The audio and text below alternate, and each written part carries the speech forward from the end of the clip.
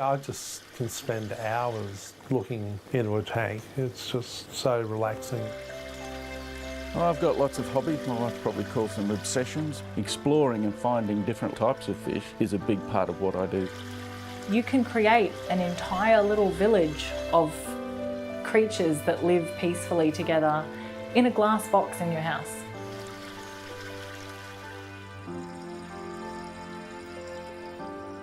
I can remember my teacher saying to me, "Steve, forget about fish, get on with your studies so you can get a real job."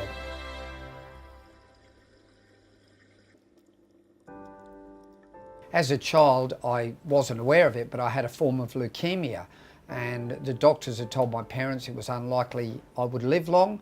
Did I have any interests? And they said, he loves fish. So they bought me 2 aquariums, one with goldfish and one with tropicals. That's how it all started.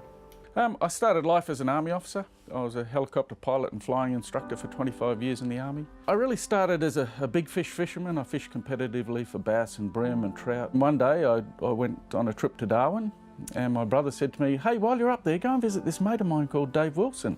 He's got an aquatic farm." When I was a little girl, my mother worked for a lovely man by the name of David Chan, and he kept giant breed Americans. They were fascinating. I was small and they were huge, and so I always thought they were like giant, majestic monsters. I mainly rescue giant breed American cichlids that come to me from people who are unable to care for them for a variety of different reasons. My muscular dystrophy means that I have muscle wasting in lots of areas of my body. So over time, I just get weaker and weaker. What I like about aquarium keeping is you know, the aesthetics of it. I love the plants, I love the fish, just the sheer variety. I love their you know, behaviours. They're just all so different. It is a form of escapism, because if you sit and just look at an aquarium, just the movement of the fish, it's relaxation. It's probably deeper than that for me, because I've got a keen interest in actually preserving and reproducing the fish that I keep. 2015 was a trying year. It was good in as much as I found 4 siblings that I thought I never would, but it ended up on the downside, having lost my grandma, who's basically my maternal carer. Aquarium keeping is a form of escapism for me. It just takes me away from everything else that, you know, is cluttering my brain, and just gives me an opportunity to actually concentrate on one thing. Definitely, I have a little network of fabulous women who get in touch with me if they know that something's within driving distance. People contact me having seen something terrible on Facebook or Gumtree or what have you. A stress-creating effect. Sometimes it is all systems go, all hands on deck, get in the car, let's move, people, let's move.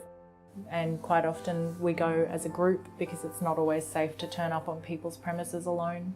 I don't have that many pets, but there is certainly one fish in the store. It's a large American cichlid, and it does interact with me and the customers.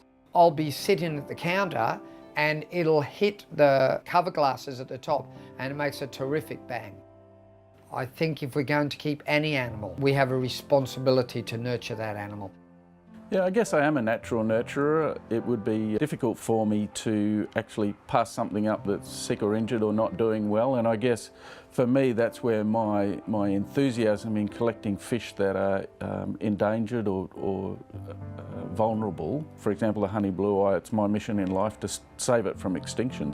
They are pets, not in the same way as a dog or a cat, but I take a lot of care of my pets. It does upset me if one gets sick or dies. I think for just simple aesthetics and the joy of, you know, nurturing, really. I think there's no greater thing that you can do but to nurture something, whether it's fish or people. I'm certainly aware that, you know, people have put a lot of effort into nurturing me. You know, I can't do a lot of things myself, you know, just the basics of life.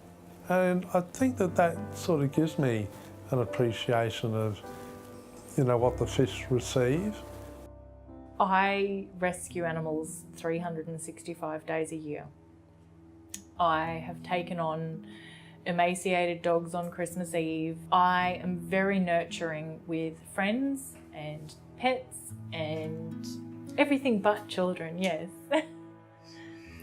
It could be that there are more and more people in smaller environments and smaller houses, and the only way that they can maintain that connection with the environment is through something like a small aquarium in their house. I think there's a very strong movement these days of people who are trying to get back to the environment, you know, bushwalking, hiking, camping, fishing, and that's certainly where I fit in. Aquarium Keeping has brought me back to a bit more of a balance in my life. You know, it's getting me outside, out in the sunshine, running around, actually doing stuff, using my arms to the best of my ability. They're really, really beautiful, and they're very, very entertaining to watch. There's nothing quite like putting candles on the table, having dinner and sitting and watching the fish. We don't live in a way that's very conducive to nature or our instincts. I think that people want to and don't know how, and a lot of that comes from growing up in the city. Through aquarium keeping, you've got a window of nature in your house. So yes, I think they are trying to reclaim it.